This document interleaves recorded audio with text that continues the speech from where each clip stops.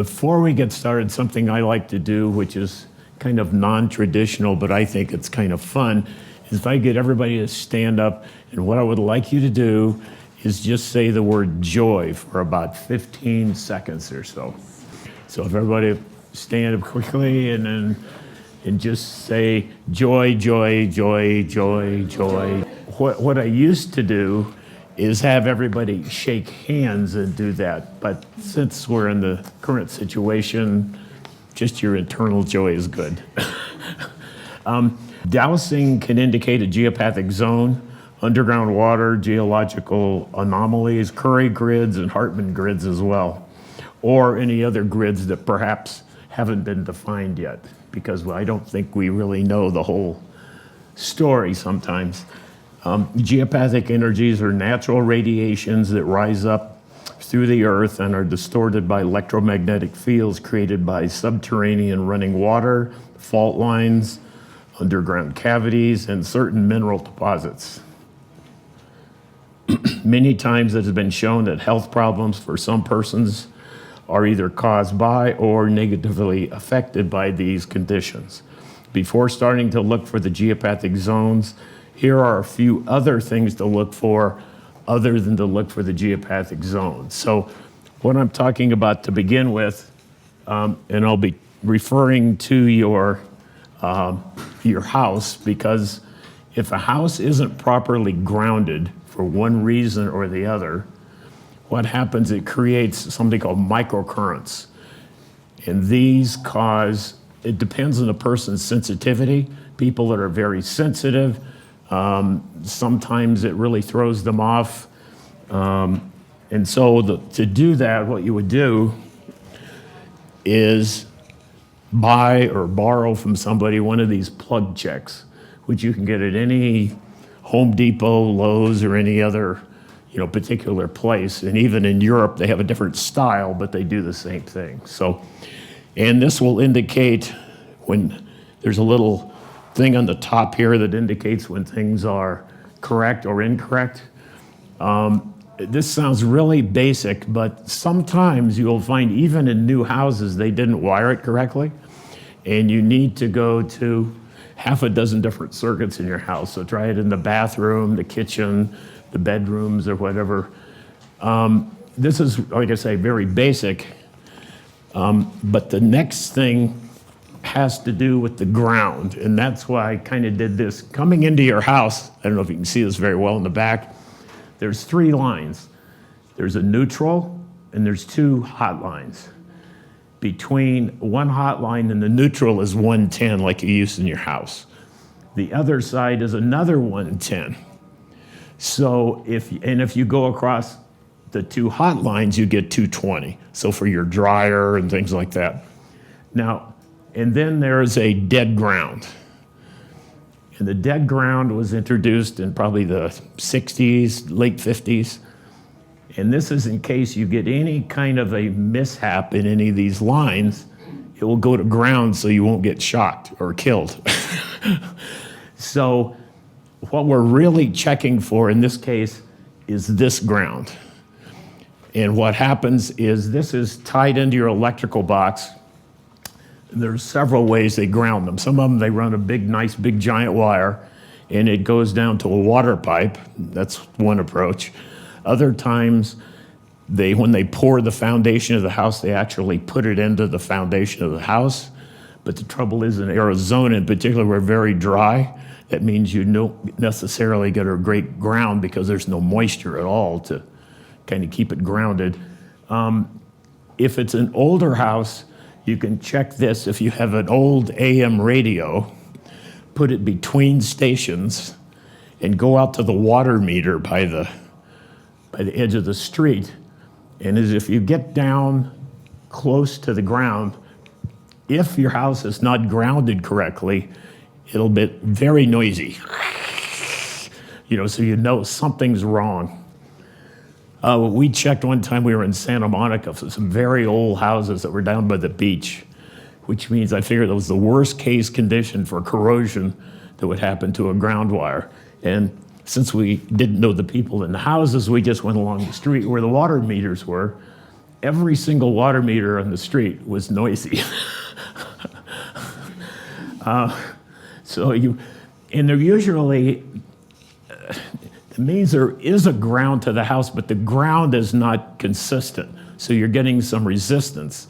And this is coming out of your plugs in the whole house, you're getting a little bit of different frequencies coming out of that instead of just normal 60 cycles, or in Europe, 50 cycles. But so what we're doing is finding a way to reconnect that ground so that you get a good, solid ground. Now, ways to do that. If it's clamped to a water pipe, what you can do is take a hammer and beat it, because sometimes it's been painted over 10 times if it's an older house. So you beat on it and see if that's enough to get rid of the corrosion or whatever that's the problem. Worst case condition is you need to get a copper rod, which again, you can get at a home improvement store, and drive a new rod into the ground, which is the way they used to do it many, many years ago. And then you can tie that from the electrical box to it. And if you really go, I don't know anything about electrical stuff, you can get an electrician. You can buy the rod, you can put the rod in, and if you want to have an electrician do the physical hookup between that and the rod, if you're squeamish about it. If you already have the wire coming out and it's hooking to the water pipe and you're getting that problem, like I say, the hammer's first. Because sometimes, now on newer houses, there's a problem with looking at the water meter, because the water meter, lots of times in newer houses, are put in with PVC. And if it's put in with PVC, you could look at the water meter all day long. There's no electrical contact between it and the box. So the other thing you can do, speaking of the AM radio thing, if this was the electrical panel and you turned the radio station again between AM stations and you came up to the box, it's going to get noisy when you get, I mean, even if it's great. However, if you're back here 10 feet away and you're still getting a lot of static, something's wrong. It shouldn't, it's rather subjective, but that's one way to check for that. There's another system, which is a series of capacitors to check for phase and voltage. I'm really not going to go into that right now. That's another complete subject. Whenever I'm doing somebody's house, I do check for that.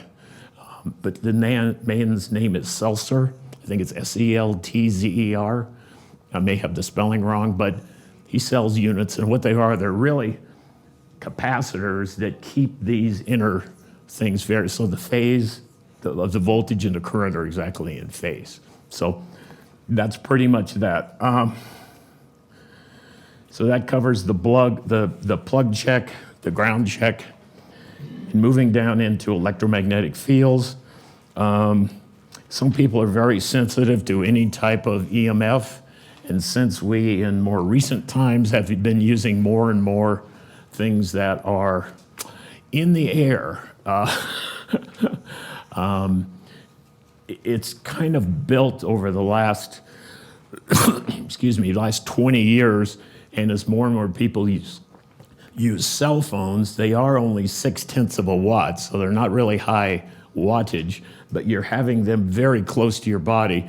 I always recommend everybody with their cell phones is don't hold it up to your ear. You know, say, hold it like so. I mean, you're still getting a little bit, at least you're not getting as much. The other thing that's obviously the bull in the china closet is 5G. And 5G uses frequencies that are clear up to 70 gigahertz, which is way above the frequency of your blood and everything else. They're intermittent, so they're not constant like a regular radio signal you would think of. To me, the largest problem with the 5G, because they're only going to be they only go about 2 blocks. So they're only going to be put in metropolitan areas that have a lot of density of people. If there's you out in the country somewhere, 5G will never get there, ever. The other problem is the most recent thing where they're talking about putting up 666 different satellites that go around the planet. These are in very low Earth orbits. And this particular area that they're putting them in happens to be where the electromagnetic field around the Earth is. And nobody knows what that's going to do. It's just unknown completely. Nobody checked for it. They're putting them in low Earth orbit because it's easy, because they can put up a lot of them at one time. They don't need to build as big a rocket to take them up there. But it'll be great. You can talk on your cell phone even if you're in the middle of the Atlantic Ocean. But it's, I'm not really particularly favor of that. But anyway, so that's kind of the explanation of that. Well, let's get down to geopathic zones. And if you'll wait to the end, and if you have any questions, be sure to ask them. Geopathic zones are places on the surface of the Earth which can cause serious health problems for people who stay within them for a long time. The name geopathic comes from two Greek words, one geo for earth and pathos for suffering. The history of geopathic zones, since ancient times, every nation has had their perception of what they call dead places, where trees and grass do not grow, where people and animals get sick, where buildings fall apart. For many centuries, people were thoroughly careful when choosing places for dwellings. The Chinese system of Feng Shui also looks at the same thing to try to find areas of no, what I say, bad earth energies, even though they're measuring it a different way.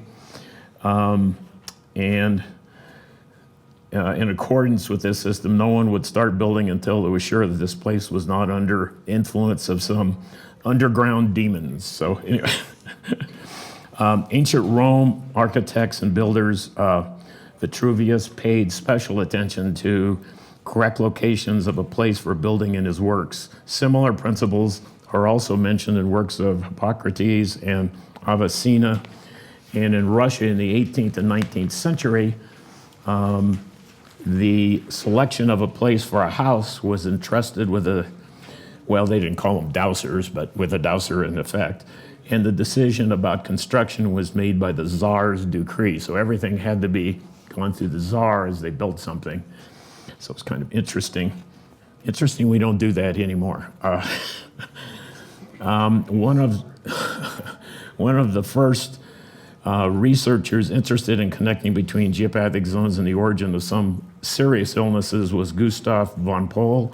And in 1929, while observing 10,000 patients, he came to a conclusion that one common thing for 58 people who died from cancer was that each of them had a sleeping place, a bedroom, exactly within a geopathic zone, and I'll expand on that later. The scientists thoroughly described his results in the book Earth Energies as Pathogens. In 1950, Manfred Curry, where Curry comes from, the name Curry lines, MD, also came to the conclusion about an important role of special Earth grids, later named Curry grids, and in the development of cancer. A fundamental book by Dr. Ernest Hartmann called Illnesses as a Problem of Location, which was published in Germany in 1960, summarized many years of the author's research in geopathic zones influencing human health. For 14 years, Austrian scientist K. Baller was observing 11,000 people, including 6,500 adults, 3,000 teenagers, and 1,500 infants, and his results showed that cancer, neuropsychological, and various chronic diseases were caused by the bedroom location within the geopathic zone. Early in the 50s, people from Austria, Germany, and the US, Switzerland, England, Canada, and France have been studying the problem of geopathic zones. Many years of large-scale observations and research show that, depending on the longevity, the nature, and the location of the person within a geopathic zone, various illnesses set in, affecting the body organs and disrupting their function. The most common illnesses are oncological, cardiovascular, neuropsychological nature, as well as disruptions in the motor functions of the body. If the entire body is within the geopathic zone, it affects the entire system, including joints, circulation of blood in the brain, causes sometimes sclerosis, sores sometimes, which do not heal correctly in the right period of time. There exists a certain period of time after which human organisms become imbalanced when they're in these zones, leading to further development of pathological conditions and eventually death. All people within a geopathic zone have one thing in common, and that's their complete insensitivity to any kind of treatment they may have, because it's not coming from that. So it's not coming from them. It is practically impossible to heal a person living within a geopathic zone. Okay, then signs of stress. Dogs, horses, cows, pigs avoid such places if they have a choice. Cats, on the other hand, prefer to rest in geopathic zones. Very interesting. Among trees, apple trees, lime trees, beech, and lilac trees usually grow better outside of geopathic zones, but plum trees, cherry trees, oak trees, ash trees, spruce, peach trees, mistletoe tend to be closer to geopathic zones, and obviously mistletoe, since it's a fungus, would like geopathic zone. Trees with swelling anthills or other trees hit by lightning bolts are the sign of geopathic zones presence. Flowers such as azaleas, cactus grow better in safe places, while asparagus, geraniums grow better in geopathic zones. Austrian researcher, the K. Baller I mentioned, offers a number of reliable signs indicating that a human being is living within a geopathic zone, has difficulty falling asleep, anxiousness, quickened heartbeat, nervousness, depression, headaches, leg cramps or numbness in legs and arms, vague pains, repeated serious illnesses in the same location. Sometimes people move out of one of these locations and it's still in the house. Obviously, the next person that moves in is going to have the same problem that the last person did. And I'll expand on that a little bit. Children are the most sensitive, obviously. A child tends to intuitively leave a bad place. Anxiousness, screams, grinding teeth, loss of appetite, fear of being alone, desire to get away from, say, the bed, if that was going through there, are likely signs of geopathic effect on a child. Man-made geopathic stress zones are created by mining, foundations for tall buildings, tunnels, underground transport systems, public utilities for water and sewage, electromagnetic pollution from high-tension power lines are both above and below ground, radio waves, microwaves from cell towers, and multitude of electrical appliances typical to the environment that challenges our health. Geopathic energies pass through windows, walls, floors, and closed doors. In a case study in 1975, Herbert Douglas, Dowser in Vermont, was called to a home to check the area for the bed where a 12-year-old girl with a double curvature of the spine had been sleeping since early childhood. He found that the house had an unusual number of water veins flowing beneath it with 35 intersections. Unbelievable. When you're doing these, typically you'll find one, and sometimes you'll find two, three. In extreme cases, you may find four. And then where they if they cross each other, wherever they cross, whatever's there is. And there was a house in Sedona I did where they crossed through just almost exactly in the middle of the house. And when the guy says, "Yeah, I just keep putting plants there and they just keep dying all the time." That happens frequently. In fact, I live in Fountain Hills, Arizona, and I had a guy who had the same thing, only he had a very large house and it was in a pod, but it was a tree, and he had like 20-foot ceilings. And he says, "Yeah, I put in like 2 or 3 trees there," and all of the trees died. So, and I cleared it, and I asked him later, and he said, "Yeah, the tree's still alive." So he was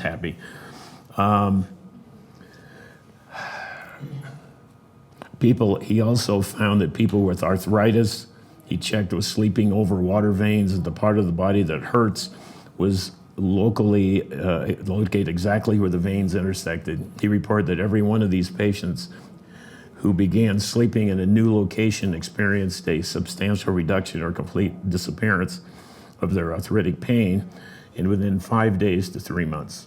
Douglas found similar findings on several cases of cancer on parts of the body afflicted, located directly above or where the water veins crossed. An energetic being, we are never separate from the energy of our environment. Okay, now we get to the part. Over the years, there have been many methods for correcting geopathic zones. These range from stakes to stop them in the ground to magnets, sometimes blue paint. I personally use omega signs. Does everybody know what omega sign is? Okay, do a picture.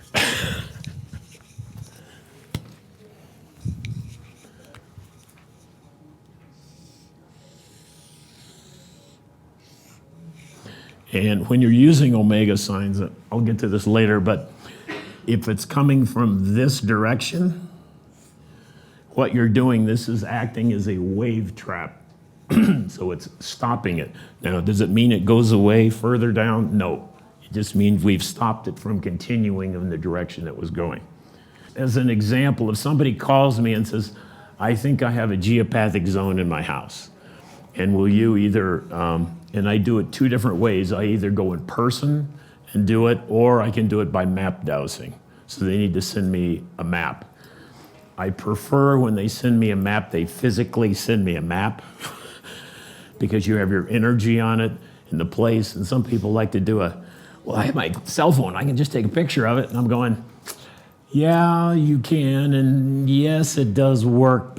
But if you send me a drawing, and the drawing does not have to be sophisticated. Just show me where the bedrooms are roughly and where the front door is. You definitely don't want them coming in the front door. It's kind of a Feng Shui principle. and kind of how big your lot is, because when you put in these omega signs, you would like them to be, if you can, as far away from the house as you can, because if you're going to plant something up against the house, you don't want the plants dying wherever they are. So it's a really good idea to get them in the corners of the property if you can. So if you live in an apartment, have had people who put them underneath a chest of drawers or in a drawer or whatever. And I've had some where people had them for years, and then somebody came by and decided they had them outside, but they didn't bury them. You can bury them, but if you didn't, somebody threw them away.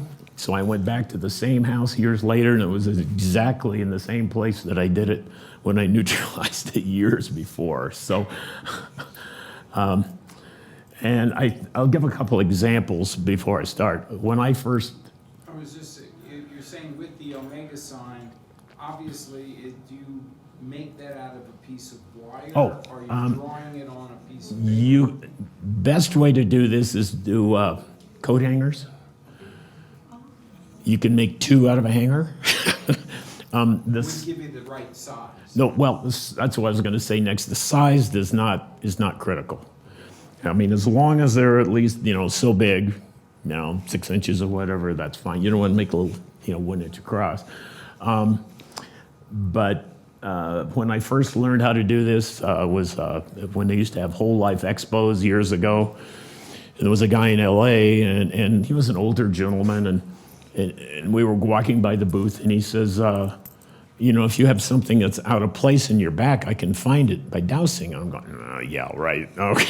And my back was way in the lower lump. So he went down, had his rods, and I get these to quit. So he went down my spine, and sure enough, he hit it right on the nose. And he says, I'm giving a weekend seminar in North Hollywood, would you? So I signed up for it. I went through it. And it was very interesting. About a week later, my daughter was in high school at the time. And she was saying, well, all of a sudden recently I started getting these headaches. And I thought, here's an application. So what I did is I didn't tell her. And I found that this geopathic zone went right through just the head of her bed, just where her head was. And it went around, and they don't always go straight. Sometimes they curve. And in the front of our house, we had a plant that's called Dusty Miller. This normally has one stalk, and then the leaves go out. And this looked like a ribbon cable. It was like so, with a whole bunch coming up. And I thought, well, that's kind of weird. And went right through the center of the plant. So I put an omega sign in the direction it was coming from. And after I put it in, I waited about 2 weeks. Because I thought, well, let's just see if maybe she had a headache or something, who knows. In a couple of weeks, we were at the dinner table, and I asked her, you still having those headaches? And she says, yeah, it's really funny. A couple of weeks ago, I haven't had one since. And I'm going, good, I know this works. So, but back to my original question, if somebody calls me or tells me or sends an email, and they say, I think I may have a geopathic zone, what I do usually is get out my rods and say, do they? Do they really have a geopathic zone? And I get a yes or a no. And if they don't have one, I say, nope, that's not the problem. We got something else that's going on here that doesn't have anything with geopathic zones. But if they do, I'll give you an example is, if this was a house and say where somebody said one was here, what your first question would be, what direction is it coming from? So you get a direction that it's coming from, and then you go to the edge of the property, and then go across the property to find where it was. Okay, and then make a mark on the floor, or put something on the floor if it's inside the house, and then go the other direction and find out how wide it is. So you go over here, and again, you get it, and you go, okay. Now, the width of these things is not uniform. Sometimes they're 6 inches wide, and sometimes they're 12 or 14 feet wide. And when you put the omega signs, it depends on the zone, but generally you want to put these in wherever the middle of that space is. If it's a 6-inch one, well, that's obvious. That's going to be the whole zone. But if it's 12 feet wide, I had a lady, I did her house one time, and she called me back, and she says, I took your omega sign, and I moved it over 3 inches, and now everything's much better. So I don't know if that was psychological, or maybe for her that was true. It's hard to tell. And then trace it to wherever. Sometimes they go upstairs. Like once I did a house, it was an apartment that a lady had bought, and it was 2 floors. And it came in the front door, again, bad. Okay. Then it went up the stairs, and and she hadn't moved in yet, so the place was empty, but you could see where the bed was from the feet on the floor. And this thing went right through the center of the bed, and I asked her, do you know why these people moved out of this apartment? She says, no, I have no idea, because she went to a real estate person, so she didn't really know. So anyway, we got rid of that, found the direction it was coming from. And I thought that was very interesting that it went through the bed. The zone was, again, about a 6-inch wide one, and it went only through her side of the bed. And yeah, it completely went away. So it was pretty interesting. So anyway, so we now have the width of what it is. And then, and again, they don't always go straight, so go to the edge of the property, wherever it is, and again, go across and see where it goes. And I've had sometimes where they go through a house, and I'm going, oh, right over there. And I'll go over, and the thing will be clear over, because it made some turn. And once I did a class trying to teach people to do this, and I sent everybody out, and everybody came back with this different zone, and I'm going, what's going on with this house? Come to find out, the zone went like this, and some people were over here. Some people were over here, some people were over here, and some people were, so it made like a hairpin. It was all one zone. And then once you find the width of it, okay, which direction? We already got direction. So then you would go to the edge of wherever you can put it, and then come back and ask the same question again. Are there any more geopathic stress, underground water, that would affect these people's health? And if you're lucky, you'll get no. But sometimes you get a yes, and then you start the same thing all over again. Which direction is it coming from? You know, how wide is it? And neutralize it. Like I say, I've had it where I've had as many as 4. Usually if you have multiples, it also has to do with the person. Everybody can have one zone.